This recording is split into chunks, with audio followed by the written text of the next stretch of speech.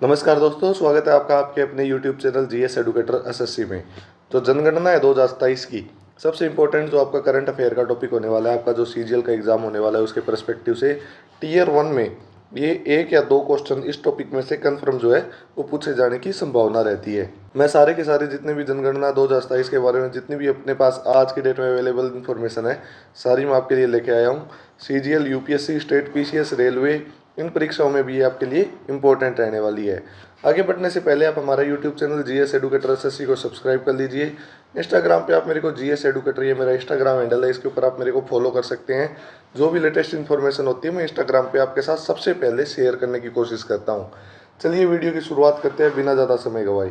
सबसे पहले तो आपको ये पता होना चाहिए कि जनगणना होती क्या है।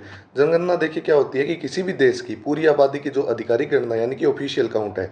मतलब जैसे कि अगर एक देश की पॉपुलेशन 1.5 करोड़ के आसपास है तो जनगणना से सारे के सारे लोगों के पास ऑफिशियली जाता है और उनकी जो काउंटिंग जो है पर हेड काउंट किया जाता है। प्रत्येक व्यक्ति, परिवार और मकान से जुड़ी सामाजिक यानी कि सोशल, आर्थिक यानी कि इकोनॉमिक और डेमोग्राफिक जानकारी ये जनगणना के अंदर की जाती है। गृह मंत्रालय जो मिनिस्ट्री ऑफ होम अफेयर्स है उसके नीचे आता है कौन सा डिपार्टमेंट आता है? रजिस्ट्रार। कौन सा? General and census commissioner of India, RGI. और इसका काम क्या होता है? सबसे पहले ये डेटा संग्रह करता है। देखिए, डेटा कलेक्शन होने के बाद क्या होता है? सत्यापन यानी कि वेरिफिकेशन होती है और फाइनल में क्या होता है? रिपोर्ट जनरेट होती है। और रिपोर्ट कौन जनरेट करता है?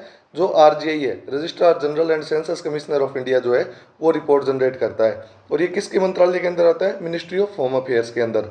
ये जो इंपॉर्टेंट जो मैंने टेबल बना रखी है इसका आप स्क्रीनशॉट ले लीजिए, काफ़ी ज़्यादा इंपॉर्टेंट होने वाला है ये आपके एग्जाम परस्पेक्टिव के लिए। अच्छा, महत्वपूर्ण तथ्य क्या है? भारत में जनगणना का जो संपूर्ण संचालन है वो आरजीआई द्वारा किया जाता है। आरजीआई क्या होता है? Registrar general and census commissioner of India. चलो अब जनगणना की हिस्ट्री भी देख लेते हैं। सीजीएल में हिस्ट्री के ऊपर भी एक आधा क्वेश्चन निकलने की संभावना रहती है।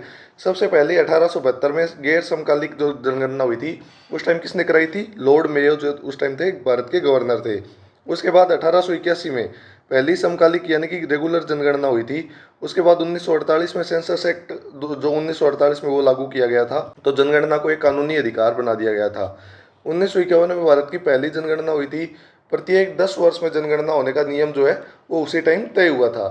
2011 में भारत की 15वीं जनगणना हुई थी जो पिछली जनगणना थी। 2021 में कोविड-19 महामारी के कारण इसको स्थगित किया गया था। और 2027 में जो अब 16वीं जनगणना है यानी कि जो आगामी जनगणना है उसको 16वीं जनगणना कहते हैं। देखिए, 16 साल का समय बीत चुका है तो इस टाइम के अंदर देखिए कि डिजिटलाइजेशन काफ़ी ज़्यादा हो चुका है इंडिया का।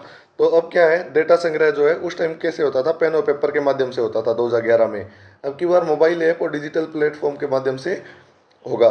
नागरिक की भागीदारी कैसे थी? उस टाइम केवल जो गणना करता था वही जो गणना किया करता था। अब की बार नागरिक जो है वो सेल्फ इनमरेशन भी करवा सकता है, अपने आप भी पार्टिसिपेट कर सकते हैं। टूल क्या होते थे?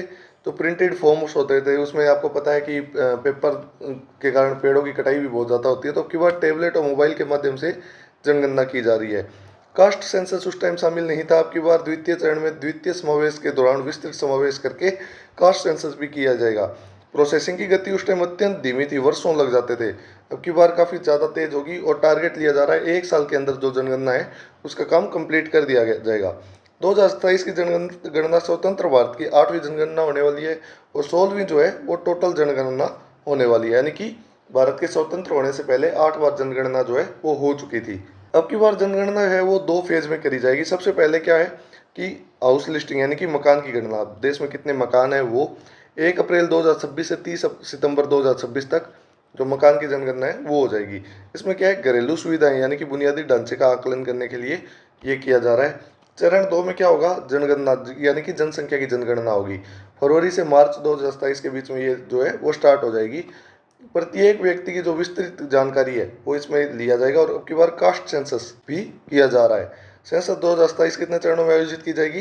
तो 2 चरणों में ये जो है वो आयोजित होने वाली है। अच्छा, जो फेज 1 होने वाला है उसके अंदर जो हाउस लिस्टिंग में कौन कौन सी जानकारी एकत्र की जाएगी, तो सबसे पहली कौन सी है? ओनरशिप की, मकान का ओनर कौन है, मकान में कितने कमरे हैं, बिजली और पानी की सुविधा है या नहीं है, शौचालय की सुविधा है या नहीं है, कितने वाहन है मकान में, एलपीजी का कनेक्शन कितना है, इंटरनेट और मोबाइल फ़ोन जो है वो मकान में कितने यूज़ किए जा रहे हैं। कुल मिलाकर जो है 34 क्वेश्चन जो है वो फेज 1 में पूछे जाने की पूरी संभावना रहेगी। और जो द्वितीय चरण होने वाला है उसके अंदर जो है पॉपुलेशन का सेंसस किया जाएगा। उसमें क्या क्या पूछा जाएगा? व्यक्तिगत यानी कि आपका नाम, आयु, लिंग, वैवाहिक स्थिति, कितना आप पढ़े लिखे हो, क्या काम करते हो, धर्म क्या है, जाति कौन सी है, और दिव्यांगता यानी कि डिसेबिलिटी है या नहीं है, मातृभाषा कौन सी है, माइग्रेशन के संबंधित और जन्म संबंधित जो जानकारी है वो द्वितीय चरण में लिया जाएगा। जाति जनगणना जो है वो दूसरे चरण का एक वैश्विक और एक ऐतिहासिक जो है वो हिस्सा होने वाला है। डिजिटल क्रांति यानी कि अब की बार पहली बार जो स्वयं की गणना की सुविधा भी दी जा रही है।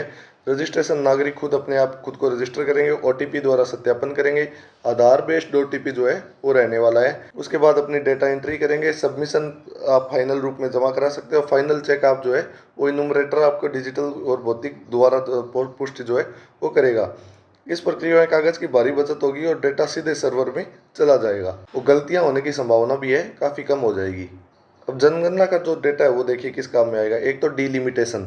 डीलिमिटेशन आपको पता है कि जो लोकसभा की सीटें हैं उसको बढ़ाने के काम जो डीलिमिटेशन के माध्यम से किया जाता है, और ये कौन करवाता है? डीलिमिटेशन कमीशन ऑफ इंडिया जो है ये करवाता है। उसके अलावा आर्थिक जो गरीबी, रोजगार नीति और संसाधनों का वितरण इसके माध्यम से ढंग से किया जा सकता है। योजनाबद्ध यानी कि प्लानिंग, सरकारी योजनाओं की रूपरेखा और बजट निर्माण में जनगणना का डेटा है वो काफ़ी इंपॉर्टेंट रहता है। अनुसंधान यानी कि रिसर्च के काम के लिए भी, और बुनियादी ढांचा यानी कि इंफ्रास्ट्रक्चर, स्कूल, अस्पताल, नई सड़कों का निर्माण, इनमें जो जनगणना का डेटा है वो काफ़ी ज़्यादा इंपॉर्टेंस जो है वो रखता है। चलो वन लाइनर आपको करवा देता हूँ। पहली जो जनगणना थी भारत की 1872 में लॉर्ड मेयो ने करवाई थी। पहली नियमित जो जनगणना है वो 1881 में लॉर्ड रिपन द्वारा करवाई गई थी। नोडल मंत्रालय कौन सा है? जो मिनिस्ट्री ऑफ होम अफेयर्स है वो नोडल मंत्रालय है। अथॉरिटी किसके पास होती है? Registrar. Central and general and census जो कमिश्नर है वो इसका संचालन करता है। 2021 की जो जनगणना है वो कोविड-19 महामारी के कारण स्थगित हुई थी। जो 16वीं जनगणना है, ये अब की बार वाली जनगणना जो 2027 में होने वाली है वो 16वीं जनगणना है, वो आज़ाद भारत की है, 8वीं जनगणना होने वाली है।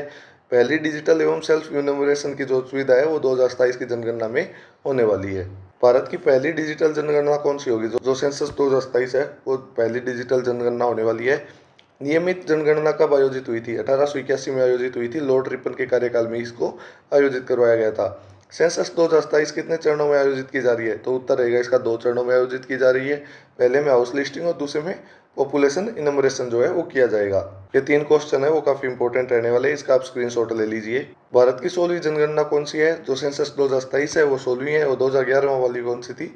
वो 15वीं थी।